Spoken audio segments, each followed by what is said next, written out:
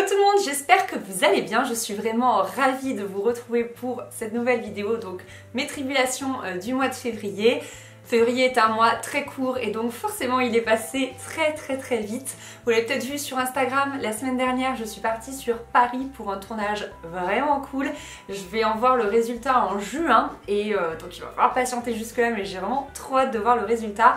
Et du coup moi pour monter sur Paris j'ai environ 3h20 de train et donc j'ai profité de l'aller et du retour pour dévorer ce roman. Il s'agit du roman Une mort sans importance de Maria Frederiks aux éditions Univers Poche, et d'ailleurs je les remercie de sponsoriser cette vidéo. Pour moi qui adore lire, c'est juste un honneur. Et apparemment c'est le deuxième roman qui met en scène Jane Prescott. Donc ça je savais pas qu'il y avait un numéro 1, donc j'ai vraiment du coup hâte de le lire parce que j'ai adoré ce roman. Donc au niveau de l'histoire, on est en 1912, on est sur fond du drame de Titanic. Le Titanic vient de couler, donc de temps en temps on entend un petit peu parler de ce drame. Mais surtout voilà, on suit Jane Prescott qui est la dame de compagnie de Louise qui va se marier avec un membre de la famille Tyler. Donc la famille Tyler, c'est une famille qui est très connue dans la société new-yorkaise parce que aujourd'hui Charles Tyler combat la mafia italienne qui sévit à New York. Donc du coup Jane Prescott va aller chez eux parce qu'elle suit Louise qui va elle aussi vivre chez eux puisqu'elle va se marier avec leur neveu, avec William. Et Jane Prescott, donc la dame de compagnie, se rapproche de la nurse qui est Sofia, une italienne, et elle se lie d'amitié, et il s'avère que par une nuit hyper chaude et étouffante, un peu particulière, Sofia va être assassinée dans la chambre du petit dont elle s'occupait. Donc scandale, les Tyler sont persuadés que c'est une tentative d'enlèvement de la part de la mafia italienne qui veut enlever leur enfant, etc., etc.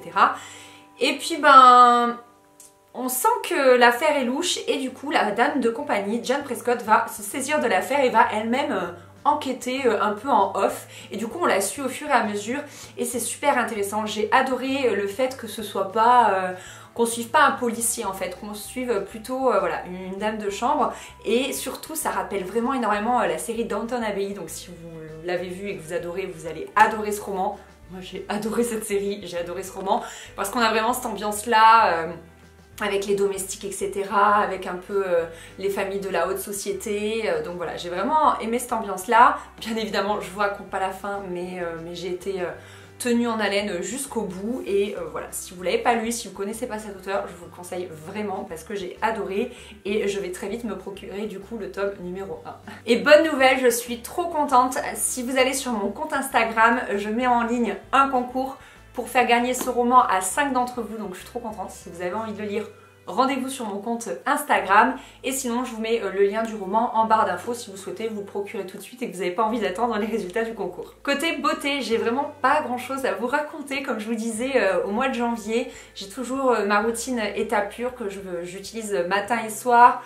Niveau shampoing, j'utilise un shampoing bleu et un après-shampoing bleu Marianilla, je crois, qu'on peut trouver chez Bleu Libellule. Enfin vraiment j'ai pas, voilà, j'ai rien de spécial, j'avais juste envie de vous parler de mon rouge à lèvres que j'adore parce que là pour la période il est juste parfait, il ressort très bien en photo et en vidéo, et en fait c'est un bourgeois, donc c'est la teinte, là je me souviens plus, oui, c'est la teinte 19 Jolie de vin, et j'aime beaucoup, et je l'avais acheté en fait pour le mariage. En fait, je cherchais The rouge à lèvres. En gros, ma maquilleuse, Priscilla, m'avait conseillé d'avoir mon propre rouge à lèvres parce que comme ça, j'avais l'habitude de le porter et je pouvais faire des retouches au cours de la journée avec, puisqu'elle, sinon, elle partait avec son maquillage, forcément. Et du coup, j'en avais acheté plusieurs comme ça. Finalement, celui-là, je le trouvais trop foncé, donc c'est pas celui-ci que j'ai porté. Mais là, je le porte vraiment avec plaisir. De toute façon, je trouve que les Velvet de chez Bourjois, c'est une valeur sûre. Je vous en parle depuis, je crois, la création de ma chaîne YouTube, parce que il y a un fini vraiment mat, vraiment velours, on le sent pas, c'est quasiment sans transfert et ça tient très bien, c'est d'une facilité d'application à toute épreuve, enfin bref, j'adore, donc voilà, je voulais vous en parler si jamais vous vous demandiez d'où venait mon rouge à lèvres. Également, j'ai oublié, je voulais vous en parler, en février, j'ai coupé mes cheveux. Alors je sais pas du tout si vous allez voir la différence, mais en gros, hop, j'ai coupé entre 10 et 15 cm. Je les supportais plus, ils étaient beaucoup trop longs, ça se coinçait parfois sous mes bras, dans mon sac à main, la nuit, quand je me retournais, je m'entortillais dedans, enfin bref, je n'en pouvais plus. Également, vous savez, quand tu es sur ton bureau ou à table ou quoi, il tombait sur la table et quand j'attrapais des trucs, j'attrapais mes cheveux avec. Enfin, vraiment, c'était hyper inconfortable. Donc je sais qu'il y en a plusieurs qui aimeraient me voir avec des cheveux beaucoup plus courts, mais moi j'adore comme ça, j'adore mes cheveux, j'ai envie de les garder longs, je les aime et voilà, je suis ravie de cette longueur-là. Mais voilà, j'ai coupé un petit peu parce que ça devenait vraiment inconfortable. Côté série, on a dévoré en 2 soirs Las Chicas del Cable, c'est un truc de fou. Bon, en même temps, je crois qu'il y a 5 épisodes, donc ça se regarde très très vite.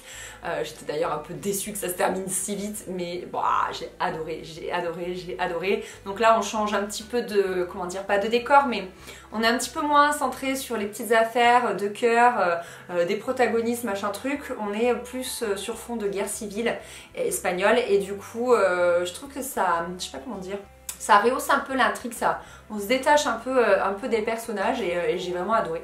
Franchement, trop bien. Apparemment, il y a une deuxième partie qui sort en juin, si je dis pas de bêtises, mais du coup, j'ai trop hâte.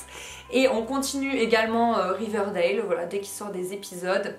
Je sais pas où vous en êtes, mais en gros, il commence au début de la saison à dire quelle va être la fin. Donc il y a un personnage qui meurt et du coup j'ai trop hâte de savoir comment il meurt, quoi.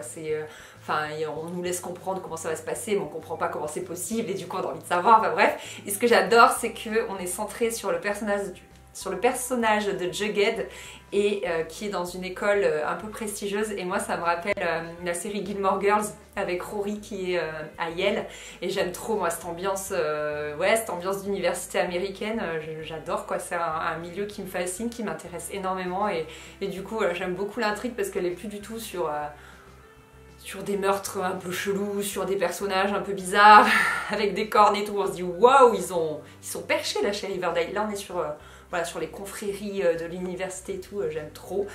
Donc voilà, et de mon côté, j'ai enfin repris la série Mad Men. Donc je sais pas si parmi vous il y en a qui l'ont vu. Je n'avais regardé que le premier épisode et du coup pour le moment je n'ai regardé que le premier épisode.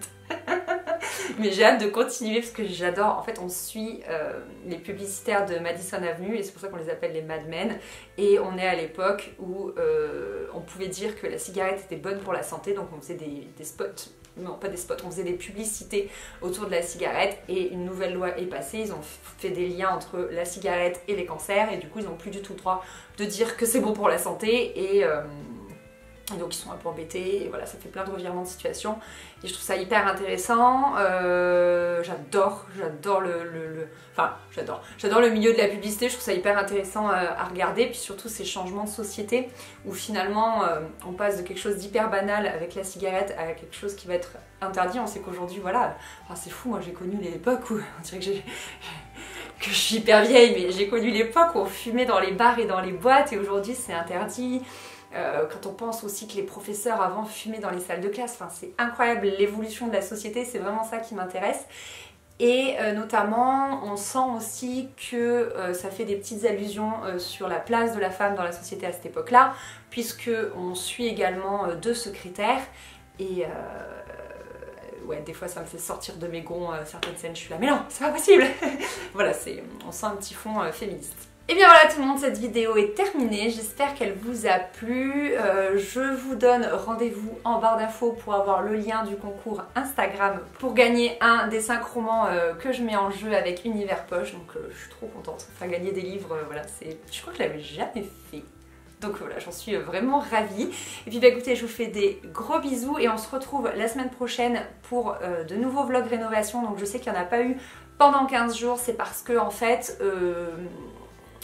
le premier week-end, Chris était parti au ski. Et moi j'ai décidé de ne pas faire de travaux toute seule. Et le week-end suivant, on était en famille. Et c'est vrai que pour cette rénovation-là, on s'était vraiment dit, on se met pas dans le jus. S'il y a des week-ends où on a envie de partir en voyage, si on a envie de partir en famille, peu importe, eh bien on le fait. Voilà, on veut pas terminer sur les rotules comme pour la première rénovation, vu que c'est quelque chose qui va durer très longtemps. On veut vraiment pas le prendre à la cool, mais s'écouter, quoi. Ne pas s'user à la tâche.